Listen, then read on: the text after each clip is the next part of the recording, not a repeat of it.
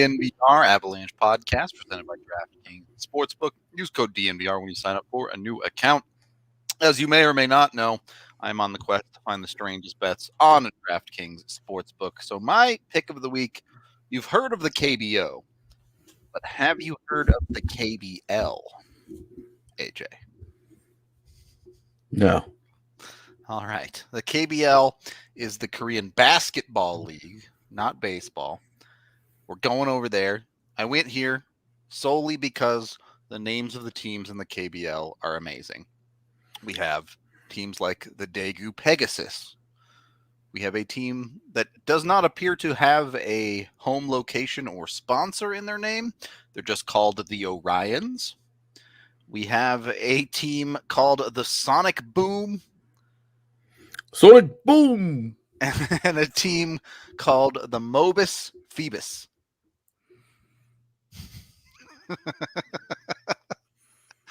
I think we got to go with Sonic Boom. All right, we'll take Sonic Boom. They are favorites to win over the Thunders, plural Thunders. They're minus 115 to cover 2.5 tonight at 3 a.m. Colorado time. So you can go with the Sonic Boom, get your money. My plan was to bet the under in all of these games because it's a basketball league I've never heard of, which means they can't score. That's kind of my concept with it. But in any case, go check out DraftKings Sportsbook. Get in on our picks of the weeks or make maybe some more intelligent bets than I do. It must be 21 or older, Colorado only. Other terms and restrictions apply. See DraftKings.com/sportsbook for details. If you have a gambling problem, of course, call 1-800-522-4700. Okay, let's get into it then. It has been one NHL game for the Colorado Avalanche, and they went from being down 2 starting lineup regulars to at least 4, arguably 5, depending on how you feel about the moves today. So we'll have a conversation about that. But let's start here. We don't have to get into it too much. I feel like we probably both expressed our opinions on Twitter enough yesterday. But Gabe Landeskog suspended for 2 games based on his hit on Kirby Dach. That happened. Yep. Okay. It's about what I figured we would get out of this conversation. Clearly, I didn't think it was suspension worthy, but it happened. Yep. I don't know what else to say about it. You and I disagree. We think that it's garbage that it was a suspension. It's stupid, man. Yeah, I agree. I don't understand how hitting a dude with the puck results in a suspension. I mean, plenty of guys get hit illegally every year. Sure, when they've got the puck. If Landy punched him in the head like Dylan Larkin did to Matthew Joseph the other night, totally. But he didn't do that. And he also got a penalty for boarding, which, like, I guess by the written definition of boarding, what Landy did was boarding. But yeah, I didn't have a problem with it being a penalty. It's not something that I'm going to argue. Like, I didn't think it was, but fine, whatever. If you want to call it a minor penalty, that's fine. I don't understand how you can possibly give 2 games for that play. Particularly, and while you and I may disagree with this, the way the Department of Player Safety works is they suspend based on result of the play. And Dach was completely fine. Didn't miss a shift, played the rest of that game. Yep. So I don't understand. The wild inconsistency from the Department of Player Safety. I was hoping maybe we would make it more than 1 game into the season before we had this conversation, but here we are. I bet George Peros did too, especially after Kadri and like the postseason that he had, which is pretty controversial. nights 2 and 3 of the NHL season brought him. Like A lot of heat. Yeah. Immediate nonsense. No rest for the wicked, I guess. Yeah. So I do want to talk about the Landy thing though a little bit Okay. because I feel like and the people are conflating different arguments here. Sure. I have no issue with it being penalized because Doc was in a very vulnerable position and it was dangerous. But also Doc put himself in the vulnerable position and kept himself there because he just decided he was going to keep playing the puck. He actively continued to make a hockey play. Right. And like usually guys, when guys go down, they don't just keep trying to play the puck. Yep.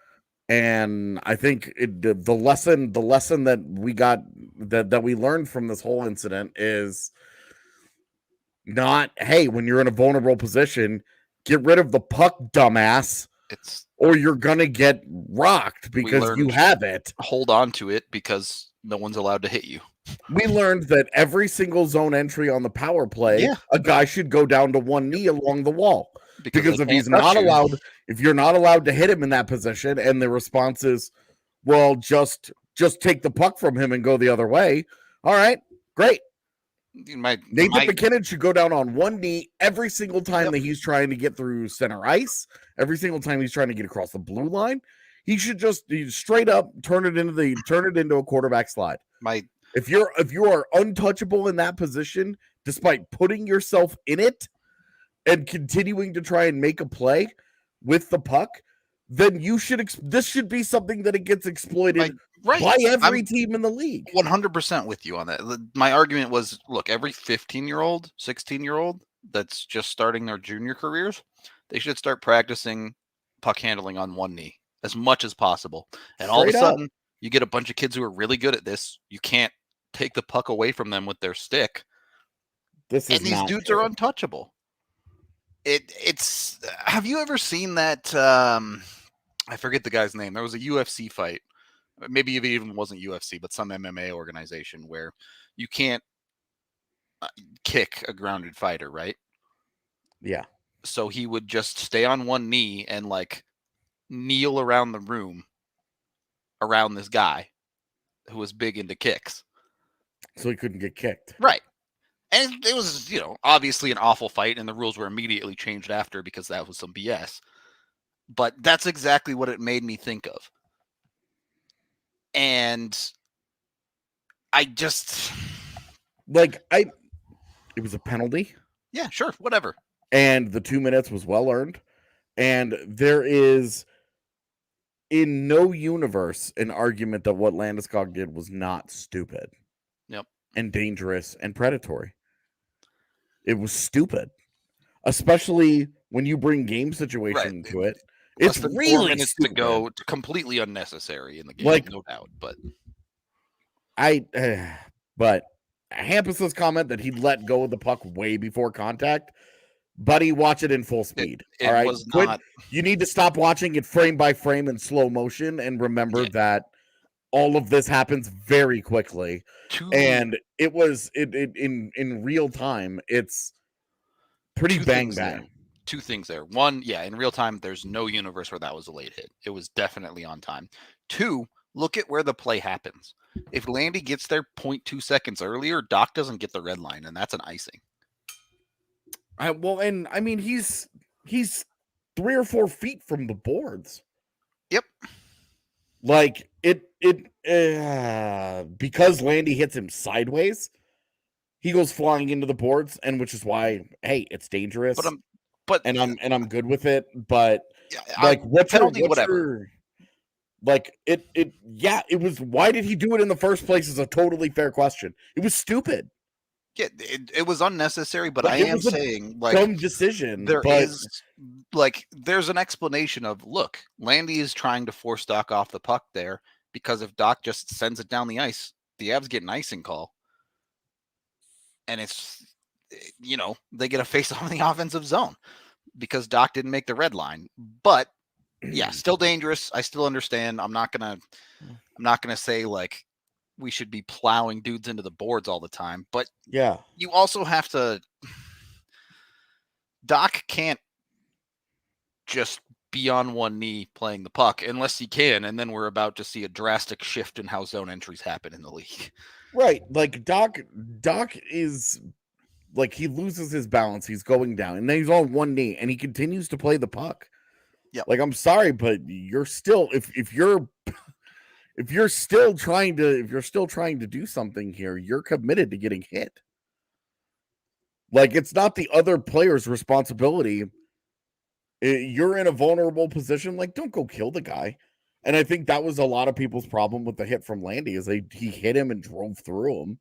Like he smokes him. He smokes him. And it was totally unnecessary. But that's why penalties exist. Like that's why it's like it feels like every single time there's a big hit in the game, we're having this conversation of is this suspendable or not. Yep. And I just like he was penalized. They could have scored on that power play and climbed back into the game because of that decision, which is why, again, like from a perspective of it was absolutely a stupid thing to do. Like a stupid thing to do, and it shouldn't have happened. But unnecessary, yes. Suspendable, I don't think so. Right. Like that and then 2 games on top of that. Like well, and it's not like Landy's got a lengthy history of boarding here.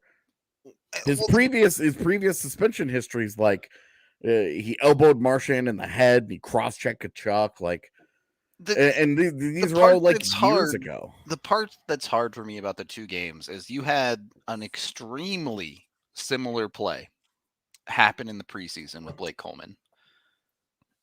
And he only got 1 regular season game for a play where a player goes down, is on his knees, and Coleman boards. The boarding is significantly worse. He boards him directly in the numbers. It's up against the wall. He's the reason the guy fell over. The guy did not try to play the puck. Everything about Coleman's play was significantly worse than what Landy did. And he gets 1 regular season and 1 preseason game. Landy gets 2 regular seasons. It's the same conversation we have every year about the inconsistency of the Department of Player Safety. Well, and when you think about why the Department of Player Safety exists, it's to protect players. And that's not happening. Yep. And they're not accomplishing anything that they should be accomplishing with it, which is, hey, we're here to legislate the really bad hits. Mm-hmm. These like nickel and dime suspensions are ridiculous.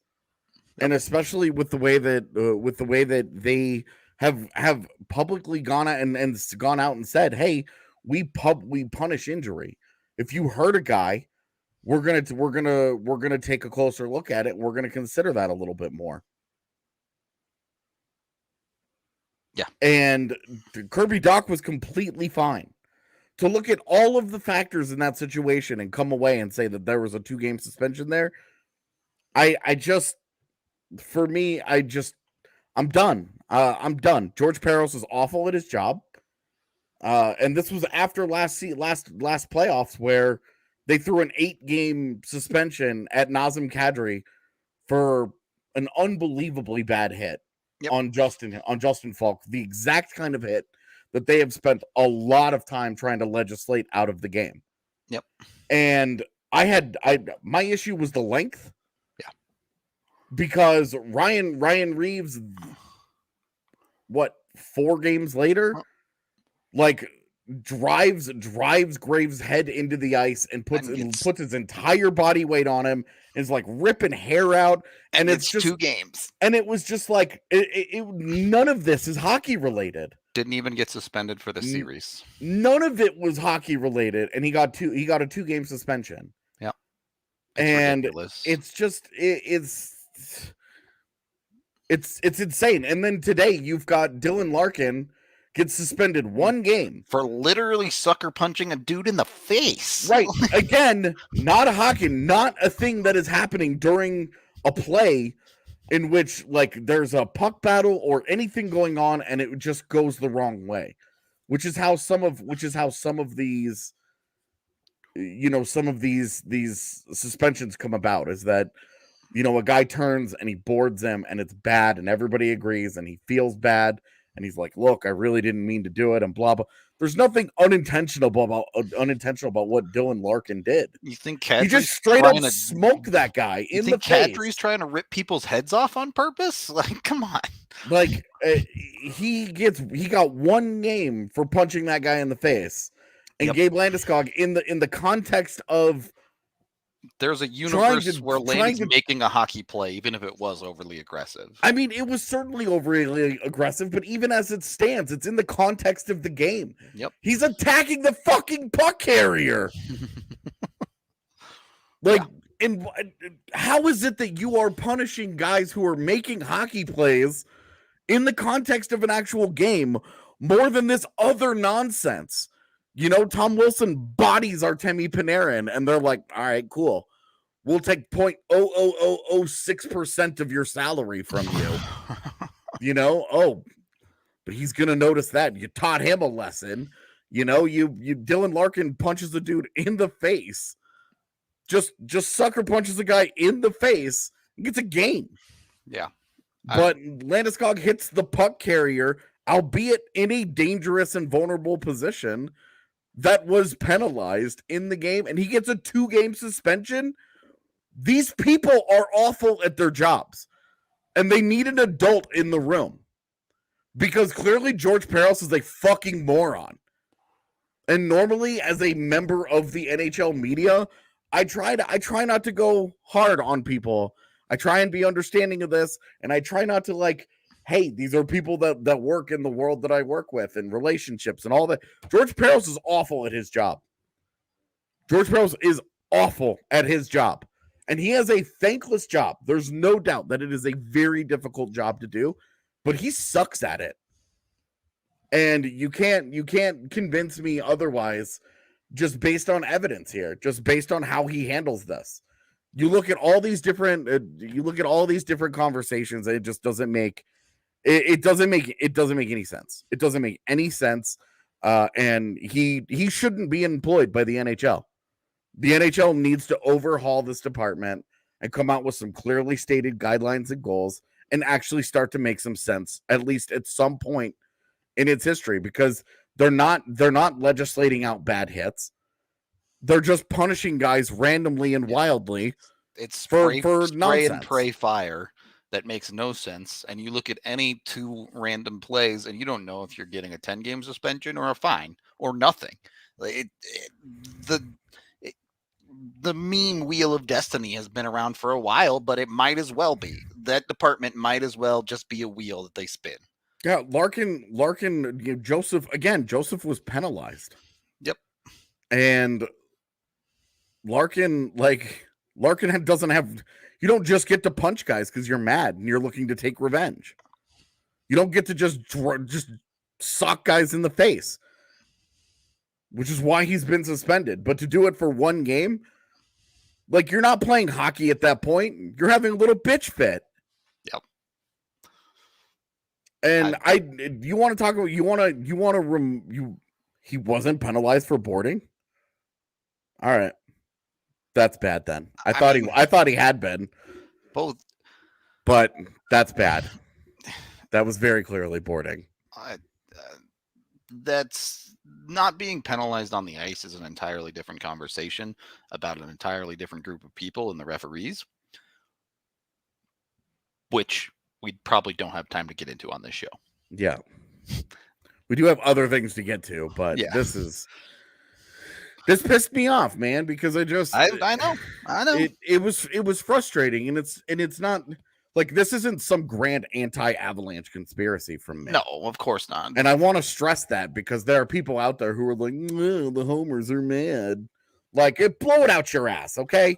These guys are bad at their jobs. There doesn't seem to be any amount of level of being upset that hockey fans can do to convince the league that something needs to change. Yep. But it's unfortunate because now with a huge opportunity with the switch to ESPN and TNT, this stuff is going to be magnified, and these guys are all fucking incompetent. The entire department is run by idiots. And that's the struggle, right? Is, like you said, it's a thankless job. Obviously, none of the fan bases are going to like it no matter what. But the problem comes in when Landy's suspended for 2 games, and sometime in the next month, there's going to be a nasty hit that gets no games. And then sometime in the next month, there's going to be a questionable hit that a dude gets 5+ games in. And the entire league is going to be standing here going, we have no idea what the punishment is for anything. Yeah. We have no clue. You already have a league that doesn't know what goaltender interference is. Yep. And now when you're getting into what's punishable, every single hit now is in play. Yep. I don't know. I don't know how there's any way for Nazem Kadri to feel comfortable making a hit in this league anymore. He has to. He's walking on eggshells. Yeah. If hits like that get you suspensions, like. But I don't know, man. All right. Well, hopefully I don't know what this means. you know, if a bunch of guys get suspended, then they don't play games, and your chances of losing future games goes up. Hopefully, you all are better at assessing dangerous situations than George Peros, or at very least, hopefully you at least have the tools for the job, because you don't want to get it wrong when it comes to shaving your balls. All right. You don't want to get suspended for 2 games in the bathroom. It's not a pretty look. Trust me. You also don't want to. You really don't want a 5K fine. Oh, expensive. All right. We don't need video evidence of you. What's cheaper, a 5K fine, or going out and getting all of the products from Manscaped to make sure that you get it right? Exactly. I think Manscaped is about $4,960 cheaper than a 5K fine. So go to Manscaped, use code DNVR to get 20% off. And if you get the Perfect Package 4.0, you get free shipping as well. They got the lawnmower trimmer, they got the deodorant, they got the toner, they got the weed whacker as well. Whatever hair you need to take care of, and the rest of your body too. Breath mints, you want to smell good, they got you top to bottom. Don't be the Department of Player Safety when it comes to your private parts. That's all I'm saying. All right. Check out manscaped.com today. Please use that DNVR code. Excuse me. While you're at it, also, come on down to the DNVR bar. We have tons of exciting stuff planned. Obviously, if you're a member and you've seen the event on Saturday, buy your tickets. We can talk about this now. We can talk about it a little bit, yeah. Yes, we can actually get into some of this just because Altitude and everybody else has already talked about it. Yep. Which is why we weren't allowed to talk about it, because we weren't really we didn't want what the game was. Yeah. We weren't the ones who were allowed to spoil the surprise of all the people who are going to be in town for Pierre Lacroix's banner raising ceremony tomorrow. Yep. But we will say that some of the guys who are coming in town are going to be attending the bar tomorrow after the game for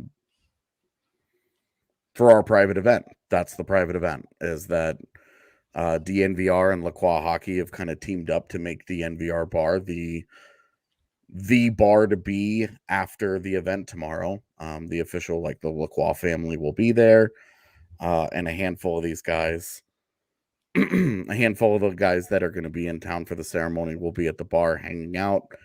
It's a members only thing.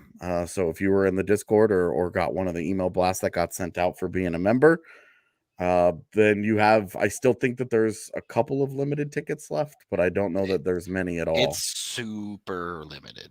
Yeah. So if you want to go, get them very quickly because when obviously we say private tomorrow. Event, we mean private.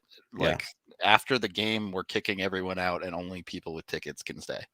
Yeah, and we will. We're not 100% certain that the timing is going to work out the way that we want it to.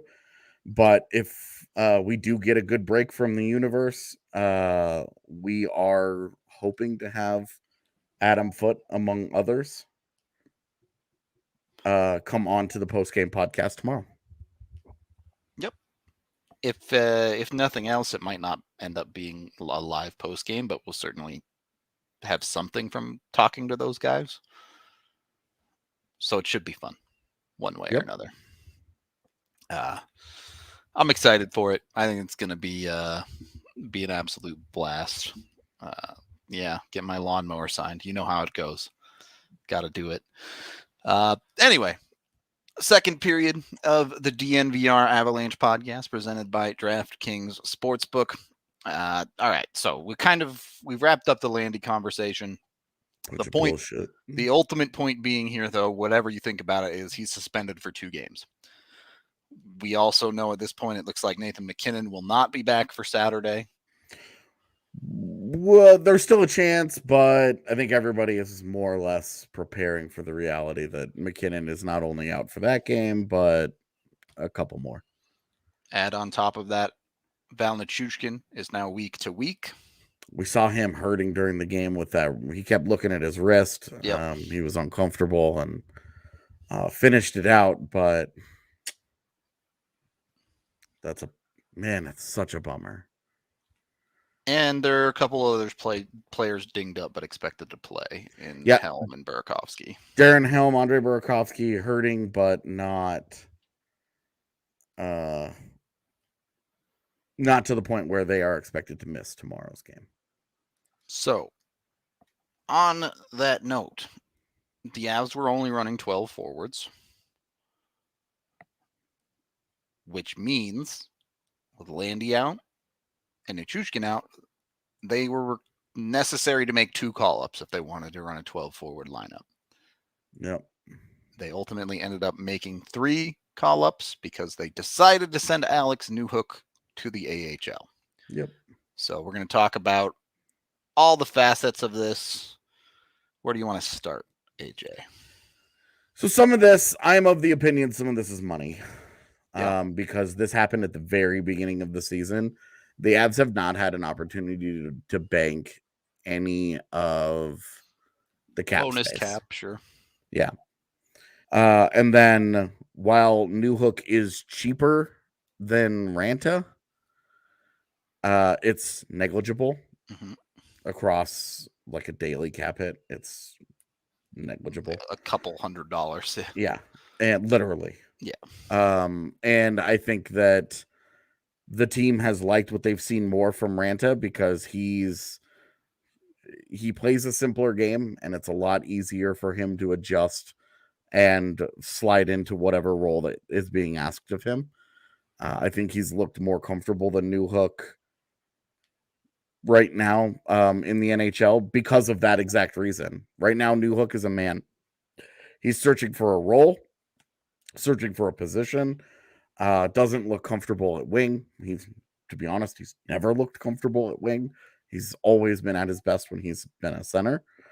And I think that Ranta is a guy that they're just more comfortable with, just skating up and down the ice and being a big guy that goes and runs into people. And that exact description is why I also think Curtis McDermott is probably going to play forward. And then some of the money implications I think come into it, and that's why you've got Mateau and Megna who are at $750K and Sakura at $800K. Sakura instead of Sherwood, they spent the money on that one. We'll get into the other call-ups in a little bit. This Newhook situation. Look, if Newhook is down in the AHL for a handful of games, we get this comment from this person every single show. We get it. We understand how you feel. Yep. But I do find it a little bit interesting that, look, this was a great opportunity to give Newhook a look in the top 6. I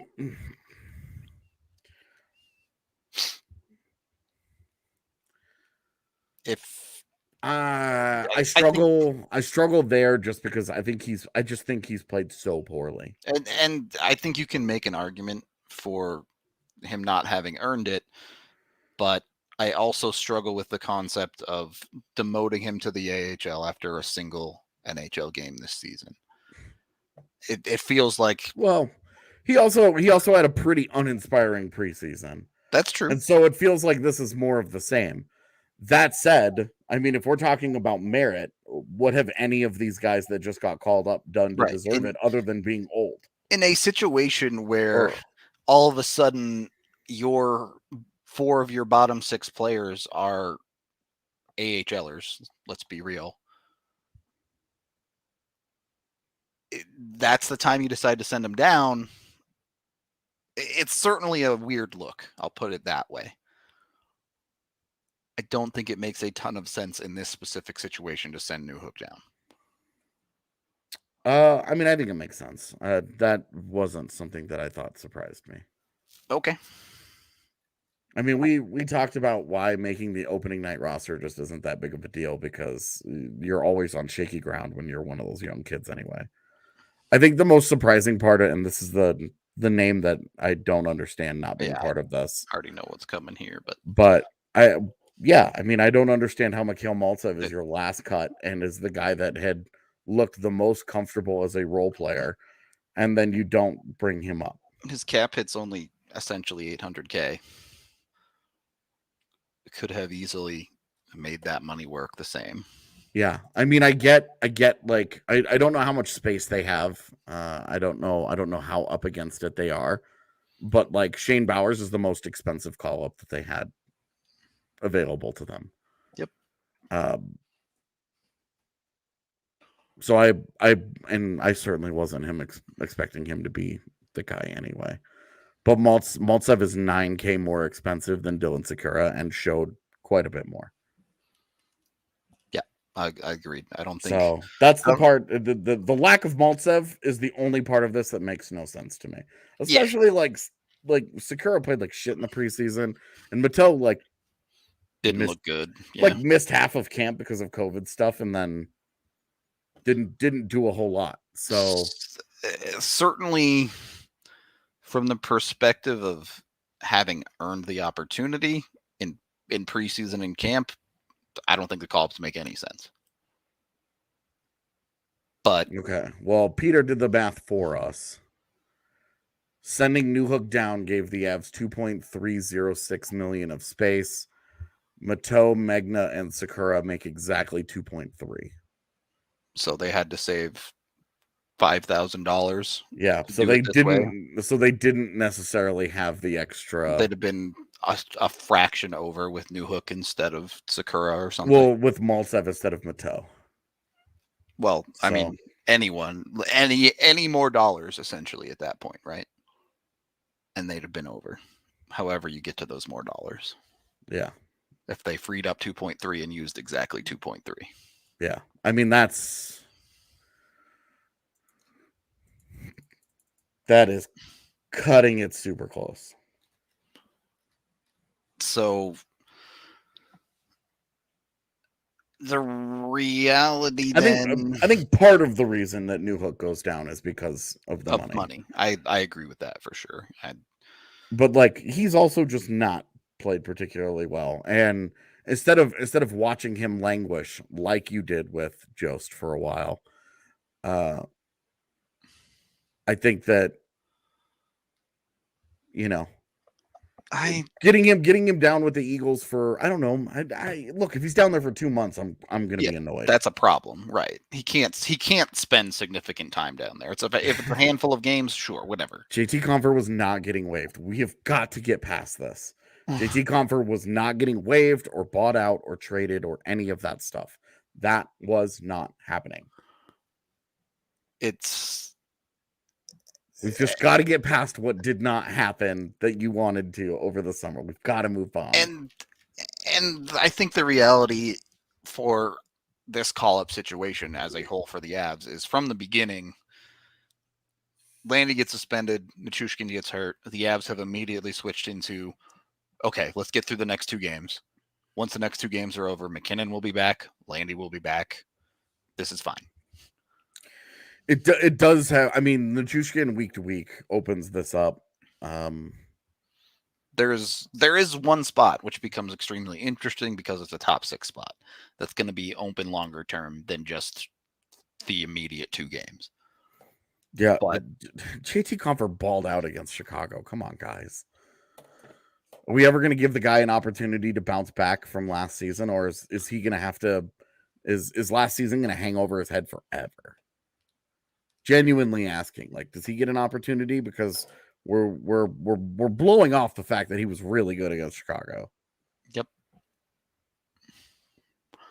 So, moving on from the JT Compher thing, I'm gonna have to hide the chat from AJ, or he's gonna stick on this forever. Yeah. This how does this affect the immediate 2 games? Because the Avs lineup is markedly worse.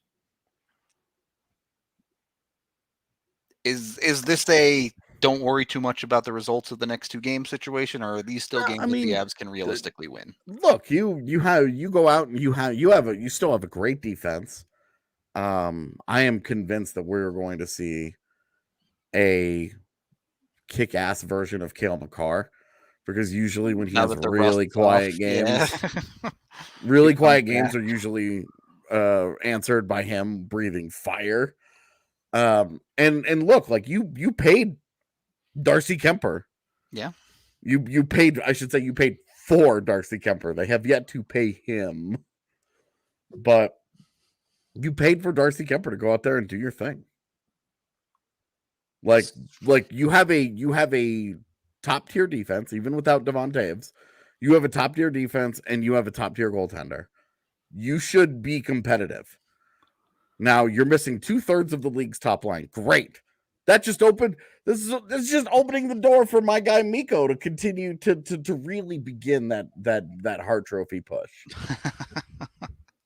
So, but it's yes, like you have to understand the significant impact here. You look at the Avs top 6, and you're going from a top 6 where there were 5 guys that you are excited about every night in Colorado to you now have Mikko and Kadri, and then Berkey. A less than 100% Berkey.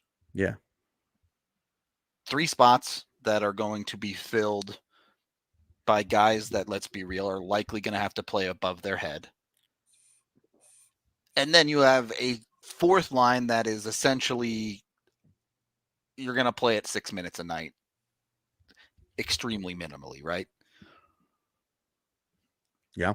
So you're left with this weird group of middle 6-ish forwards that are going to have to find a way to get the job done. Yeah. I mean, Tyson Jost has to step up, dude. This is no longer this guy is surrounded by good players or whatever, but Tyson Jost got to step up. Andre Burakovsky got to score. You know, like Mikko Rantanen's got to dominate. He's got to be the man here. So, you know, they've got to bring, like, those guys have to bring the thunder. Sam Girard got to play better than he did against Chicago. Yeah. Cale Makar got to be better than that. Like, those guys have to be better. You know, JT Compher's got to have, well, look, he's going to have 5 shots on goal again.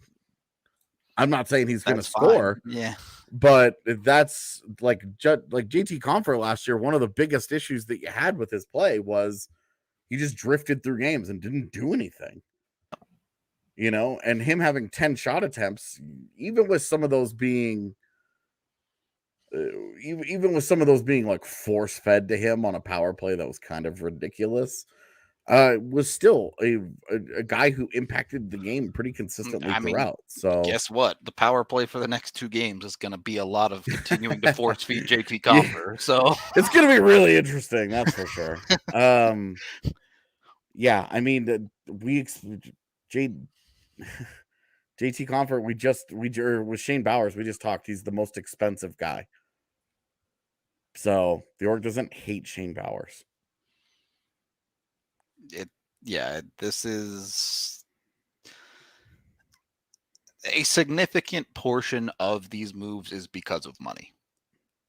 Yeah, some of this is definitely some of it is definitely money. Not all of it, but some of it. Yeah, but it also, like, when you have Shane Bowers on an ELC at $200,000 more expensive than the other guys, and you are $6,000 from the limit. Yeah, you have to make a decision there. Yep. It's don't do it's that. tight, to say the least.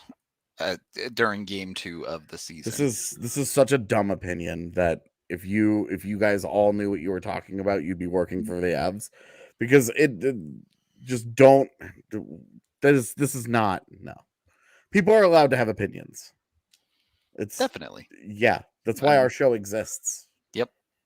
We're allowed. We don't work for the Avs either. Yeah, we might smack them down every once in a while, and we might make asses of ourselves being wrong, like blatantly wrong about shit. But people are allowed to have opinions.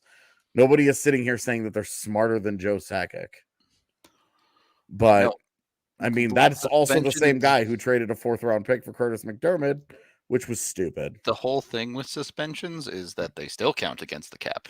That's the punishment. But no, you have to be on LTIR. Correct. No one is on LTIR, because if you go on LTIR, you have to miss 30 days, I believe it is. Yeah, I think it's 10 games or 30 days. It's a minimum of 10 games, and I'm not sure it's 30. I thought it was 24 days, but maybe, sure. Either way, longer than minimum of that. Right. You are committing to that, and no, there isn't any cap relief on that right now. Can't get cap relief on McKinnon because they're not going to move him off the roster. There is no COVID protocol situation with the roster anymore. It's just I have not actually read this year's COVID stuff. So I don't actually, I was just assuming, but I actually don't know what the COVID exemption for cap stuff actually is. Pretty confident there isn't one. Don't go look it up if you're 100% sure, because I'm not 100% sure, but I'm pretty confident that there is no exemption to cap if your guys are missing time for COVID. Is what it is.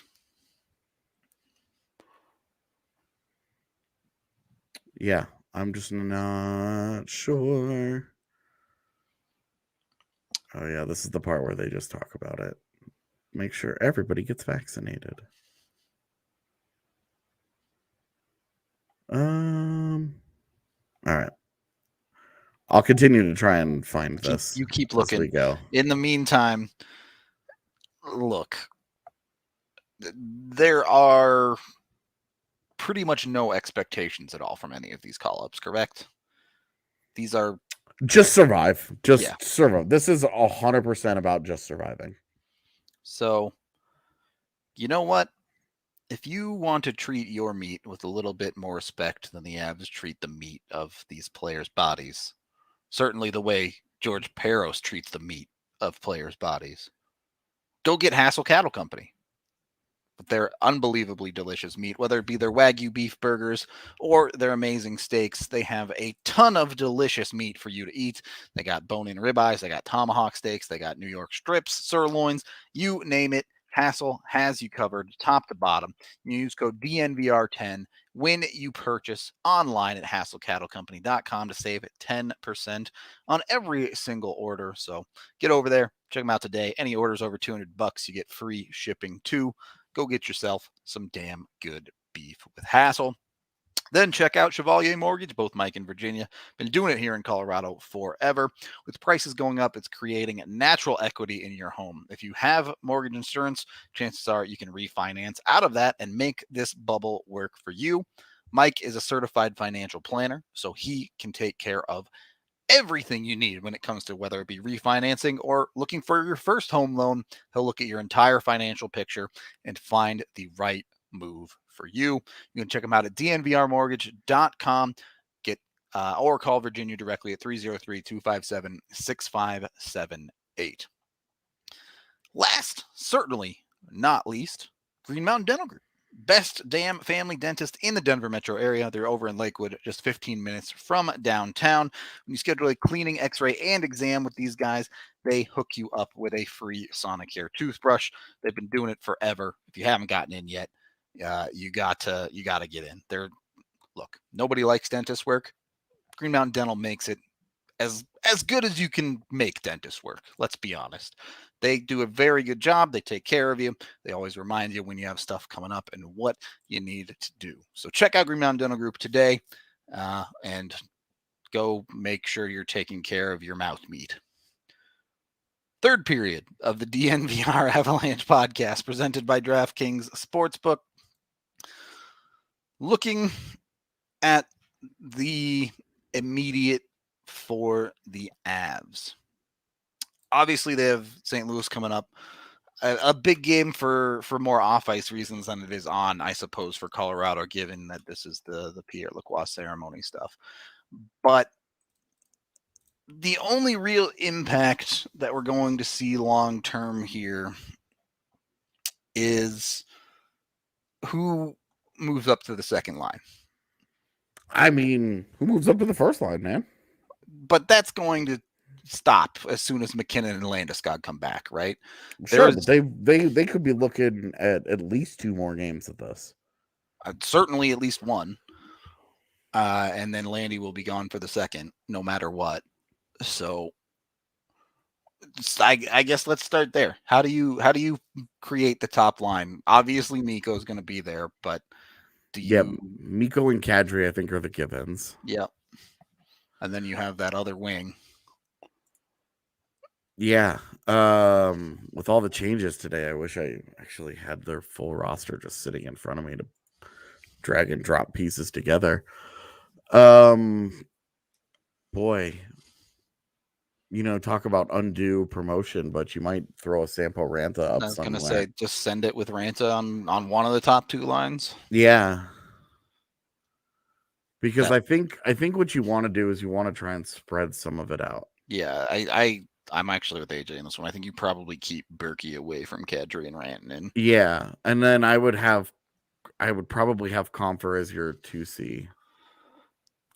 Yeah, and then I would have Jost as 3C. Okay, so your top 6 is something like Ranta, Kadri, Rantanen on the top line, Comfer, Berkey, and then what on the left wing? Let me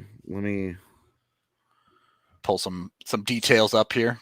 Start digging into it on cap. Yeah, so I would have. So that's what I would do. I would do Ranta. I would do Ranta, Kadri, Rantanen, just so I could make Connor's life as difficult as possible to call the game.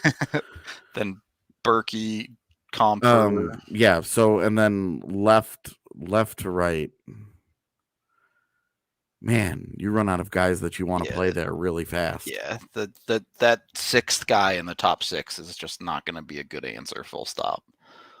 Yeah, honestly, I probably would go like Sakura, someone with some shooting ability at least. Yeah, and then Comfer and Burakovsky.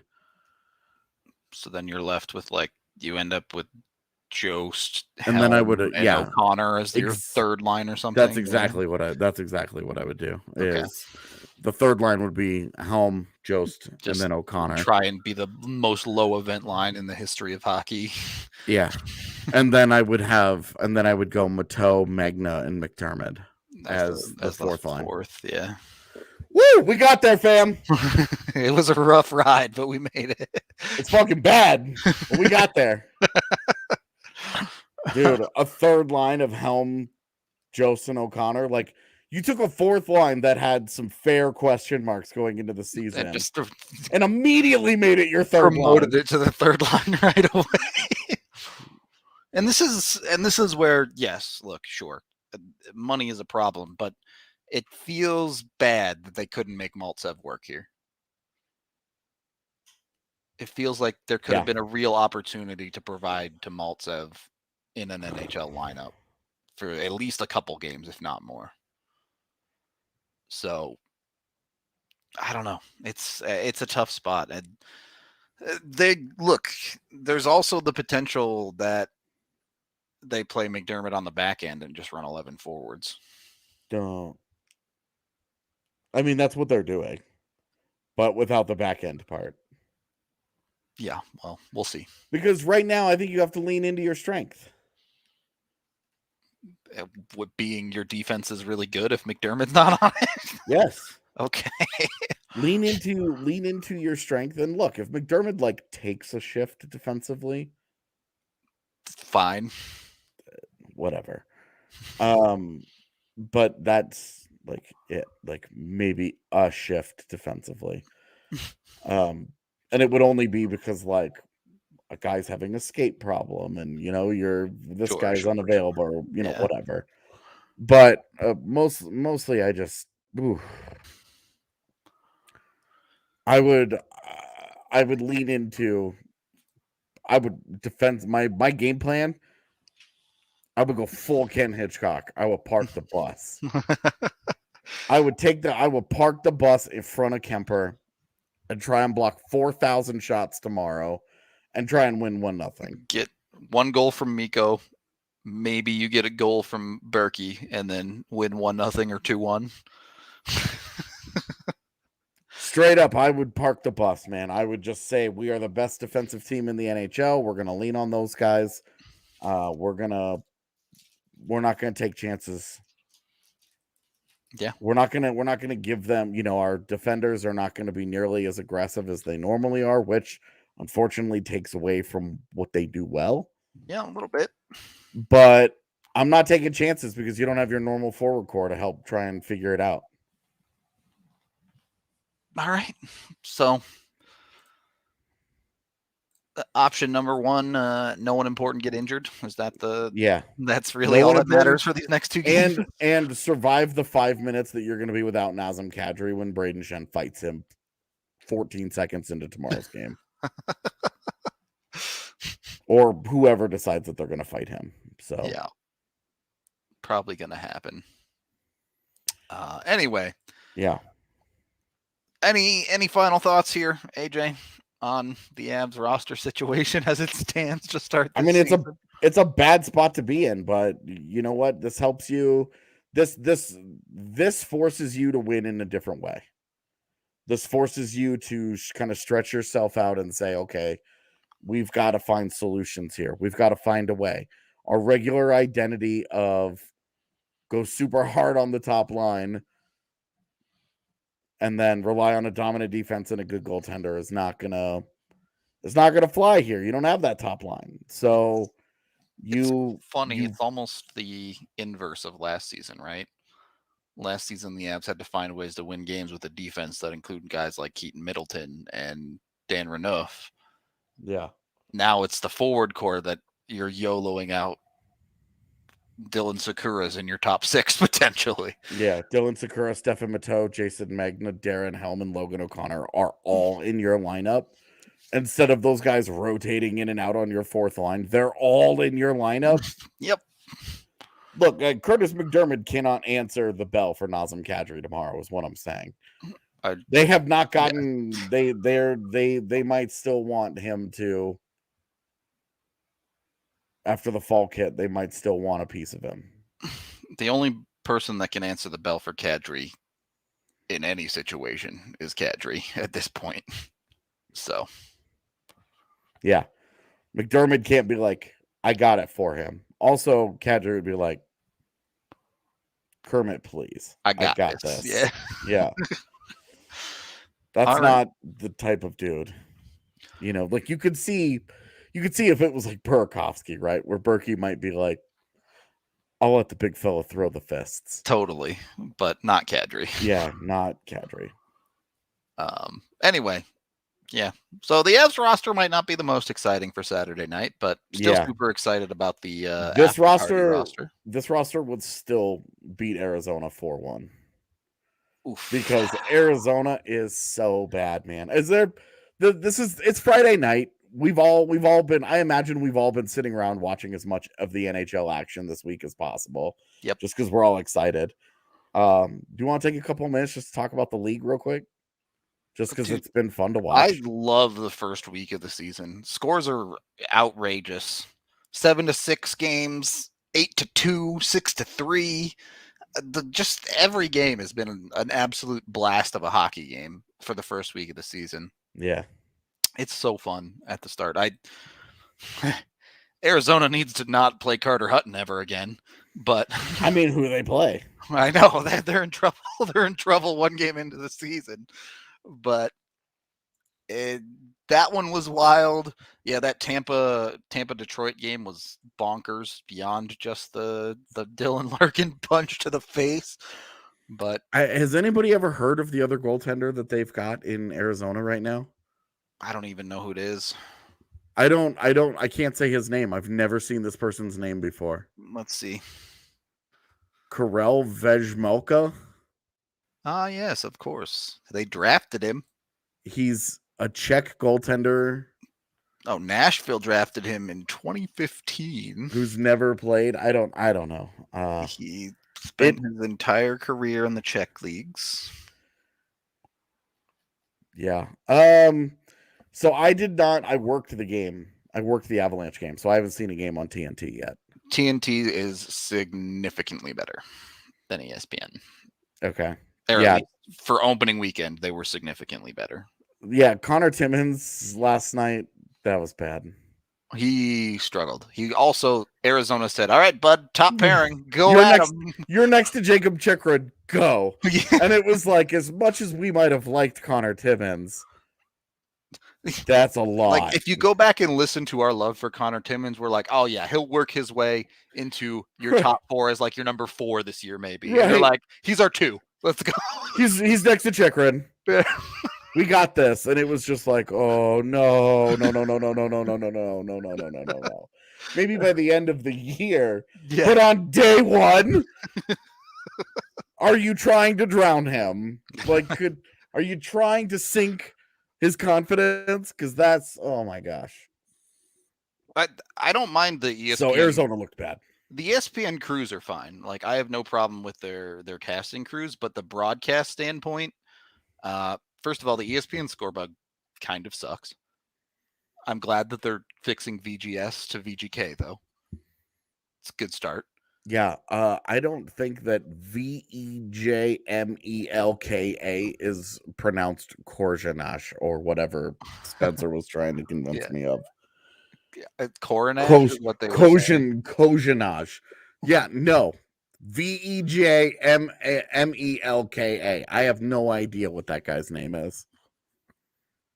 Yeah, no idea. I liked Panger too. I'm someone who likes Panger, but I like Darren Pang, but they're so 2 things. He's got to be limited, and you've got to turn his volume down. Yeah, that is true. The one thing I think ESPN did very well, gave some people motion sickness, but the Skycam was dope. The Skycam on the power play, I loved it, but you cannot move it that much. Yeah. You just cannot move it that much. I just chill out.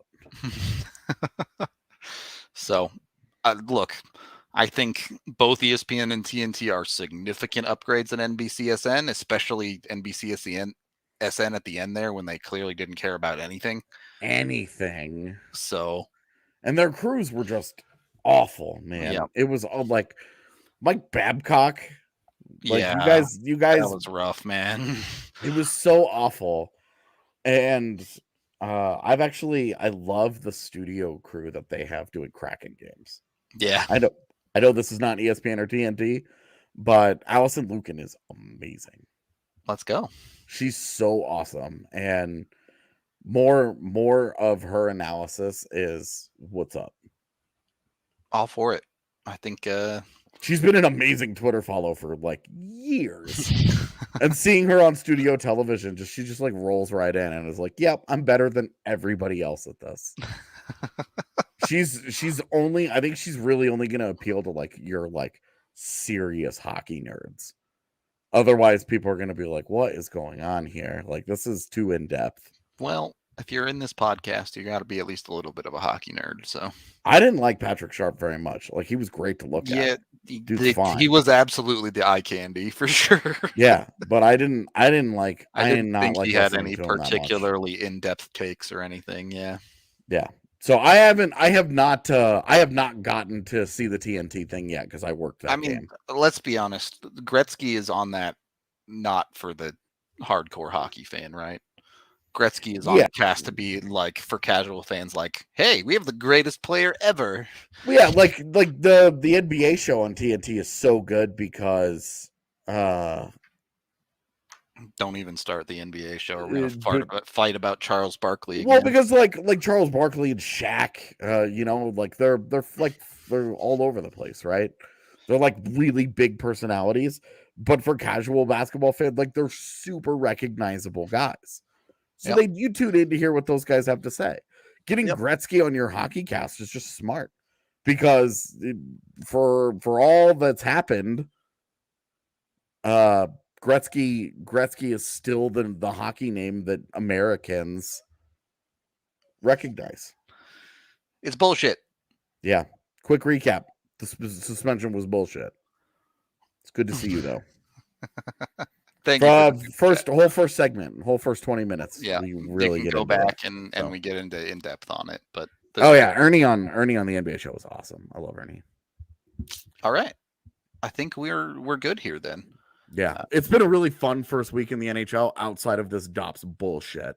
Yep. Which I told somebody on Twitter the other day that this is like outside of like the rampant culture of racism and misogyny and homophobia that still is way too prevalent in hockey. Yeah, the same stuff that's been swept under the rug for the last decade. Yeah, that still sucks. But. Yeah, like outside of all of that, the thing that frustrates me the most as a hockey fan is trying to figure out the Dops nonsense, understanding what they view as suspendable, because it's the least clear thing in the league outside of goaltender interference, which is mostly just like made up on the spot. Yeah, like who freaking knows?